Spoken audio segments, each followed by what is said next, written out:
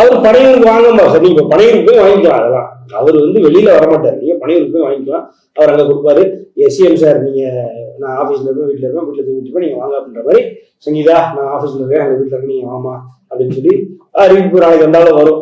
இல்ல அறிவுடன் சார் நீங்க வாங்க, நான் ஆபீஸ்ல இருக்கேன், வந்து வாங்கிக்கோங்க, அவர் சத்யநாராயண கூட இருந்து அவரையும் கூட்டுவாங்க அப்படின்னு சொல்லி அறிக்கை வரும். அவ்வளவுதான். விஜய் எல்லாம் ஒண்ணுமே பண்ண மாட்டார் சார்.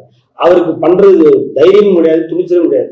அவரு அதாவது இதை ரொம்ப கேவலமா கையாண்டார். இவங்க நினைச்சிருந்தாங்கன்னா, இந்த சங்கீதா அவர்கள் எல்லாரும் திட்டுறாங்க, நினைச்சிருந்தாங்கன்னா இது இந்த நடிகைதான் போட்டு ஆட்டிட்டு நடிச்சிருக்கலாம்.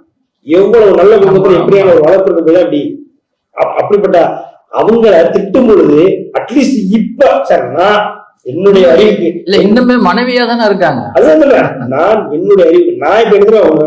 எங்களுக்கும் ஒரு பிரச்சனை இருக்கு, சங்கீதாவும் கோர்ட்டுக்கு போயிருக்காங்க, தேவையில்லாம என்னுடைய மனைவி சங்கீதாவை நீங்க காயப்படுத்தணும், அது எங்களுக்கு ஒரு பிரச்சனை, நாங்க பாத்துக்கிறோம் பிடிச்சிக்கிறோம்.